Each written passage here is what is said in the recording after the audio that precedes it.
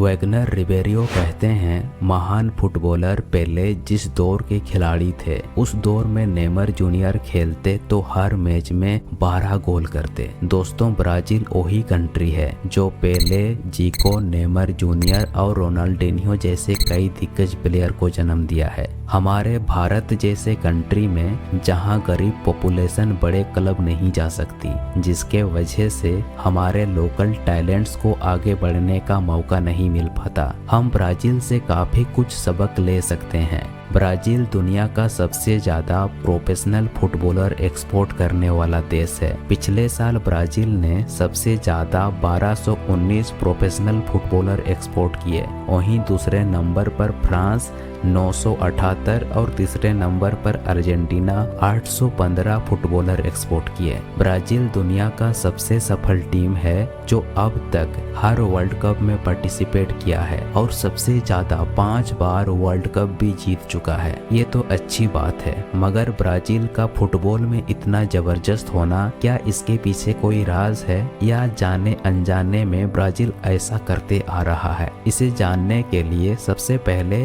हमें इस देश की ज्योग्राफी और यहाँ की क्लाइमेट को समझना होगा। ब्राजील साउथ अमेरिका का सबसे बड़ा देश है। यहाँ दुनिया का 3% पॉपुलेशन रहती है। ब्राजील का क्लाइमेट ट्रॉपिकल है। यहाँ का तापमान साल भर 18 डिग्री सेल्सियस से ज्यादा ही रहती है। यहाँ खूब गर्मी और खूब बारिश होती है, जो वहाँ की बायोडाइवर्सिटी और अमेजन रेन फॉरेस्ट के लिए तो बहुत अच्छा है। लेकिन ब्राजील का क्लाइमेट इतना एक्सट्रीम है, यहाँ की स्टेडियम को छोड़कर जहाँ प्रोफेशनल गार्डनर होते हैं, इसके अलावा कहीं और घास नहीं उगती।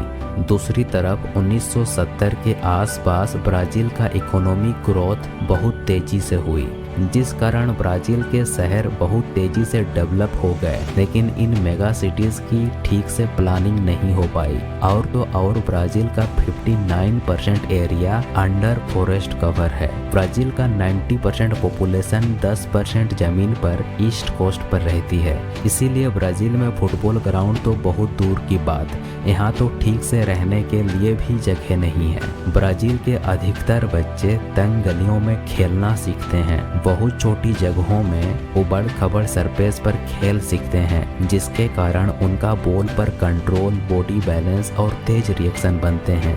अगर ऐसा नहीं होगा तो बच्चे हमेशा चोट खाते रहेंगे। स्ट्रीट पर फुटबॉल खेल सीखने के अलावा 2 और कारण हैं जिसे ब्राजील को फुटबॉल में बेहतर बनाता है। फुटसाल की शुरुआत ब्राजील की पड़ोसी देश उरुग्वे में हुआ। फुटसाल इंडोर गेम है जिसके लिए बास्केटबॉल कोर्ट जितनी जगह चाहिए। इसमें 5 लोग एक टीम में खेलते हैं। बॉल ज्यादा उचके नहीं, इसीलिए भारी होती है क्योंकि बॉल छोटी होती है। सरफेस एरिया कम होता है, इसीलिए कंट्रोल करने में ज्यादा कठिन होती है। और छोटे से कोर्ट में बॉल पासिंग के लिए अच्छी खासी ड्रिबलिंग स्किल होना चाहिए। छोटे सीमेंट कोर्ट की मेंटेनेंस में ज्यादा खर्चा भी नहीं लगता। इसकी मेंबरशिप सस्ती होती है। फुटसाल ब्राजील के तंग शहरों और गरीब लोगों के लिए एकदम सही है। लिवरपूल यूनिवर्सिटी के स्टडी के हिसाब से फुटसाल अपने बड़े भाई फुटबॉल से तेज गेम है, जिसमें प्लेयर बॉल को 6 टाइम ज्यादा छूते हैं और ज्यादा पास करते हैं। ब्राजील के कई दिग्गज प्लेयर जैसे पेले, जीको, नेमर जूनियर और रोनाल्डिन्हो फुटसाल से आए हैं। पेले और रोनाल्डिन्हो कहते हैं कि गेम के बीच फास्ट थिंकिंग, रिफ्लेक्सेस यानी बिना किसी कॉन्शियस विचार के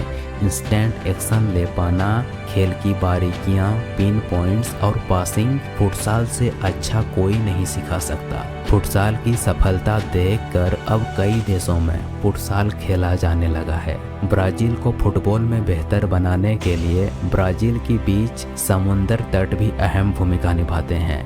बीच एंड कोस्ट लाइन। ब्राजील की कोस्ट लाइन 5000 किलोमीटर लंबी है और अधिकतर रेत का बनी हुई है। ब्राजील का ऑलमोस्ट हर बड़ा शहर कोस्ट के पास ही है और यहाँ अमीर हो या गरीब सबके लिए बराबर खुली हुई है। यहाँ टीनएजर्स सोशलाइजिंग के लिए बीच पर बहुत जाते हैं और यहाँ फुटबॉल बहुत ज्यादा खेली जाती है। रेत में नॉर्मल रिएक्शन कम मिलती है, जिसके कारण रेत पर भागने में ज्यादा ताकत लगानी पड़ती है, 2 गुना ज्यादा एनर्जी खर्च करनी पड़ती है। पाँव रेत के नीचे बिखरने के कारण स्टेबलाइज करने में दिक्कत होती है और यहाँ पर बॉल बाउंस भी नहीं होती, इसीलिए पासिंग एक्यूरेट होनी चाहिए। ब्राजीलियन प्लेयर्स रेत पर खेलते खेलते इन चीजों को अडेप्ट कर लेते हैं, इसीलिए प्लेयर्स फिजिकली और टेक्निकली फिट होते हैं। दोस्तों, आपको इसे समझना जरूरी है कि एक प्रोफेशनल प्लेयर सालों तक इन फुटबॉल स्किल्स को छोटे छोटे पार्ट्स में तोड़कर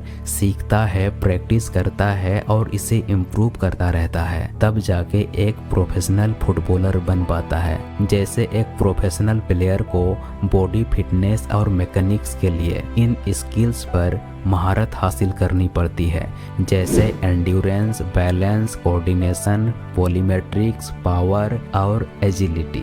गेम स्ट्रेटजी और एग्जीक्यूशन के लिए risk assessment, composure, mental strength, coachability और सेल्फ मोटिवेशन। स्पेशल अवेयरनेस मतलब कि वो स्थानिक जागरूकता जहां एक प्लेयर खेल के दौरान बॉल कंट्रोल के साथ साथ अपने चारों ओर की मेंटल पिक्चर बनाता है, मतलब अपने सराउंडिंग और दूसरे प्लेयर की पोजीशन से अवेयर होना। इसके लिए आपको स्किल चाहिए ड्रिबलिंग, सेल्डिंग, टैकलिंग और काउंटर अटैक, और कुछ स्किल्स जैसे गोल कीपिंग, पासिंग, रिसीविंग, शूटिंग और भी बहुत कुछ। दोस्तों, अगर आप अच्छा फुटबॉल खेलना और कोच करना चाहते हैं तो एक एक स्किल पर ट्रेनिंग प्लान करके इन पर मास्टर करना पड़ेगा, तब जाकर एक प्रोफेशनल फुटबॉल प्लेयर तैयार होता है। ब्राजील में फुटसाल और स्ट्रीट फुटबॉल के कारण कई सारी ऐसी स्थिति बन गई जहां यंग प्लेयर कई सारे स्किल्स में अपने आप ही ट्रेन हो गए। दोस्तों, इसी तरह किसी भी सब्जेक्ट, स्किल हो या स्पोर्ट, चाहे फुटबॉल हो या क्रिकेट, चाहे साइंस हो या आर्ट्स, आप उसमें बेहतर बन सकते हैं। दोस्तों, वीडियो पसंद आया तो इस चैनल को जरूर सब्सक्राइब कीजिएगा।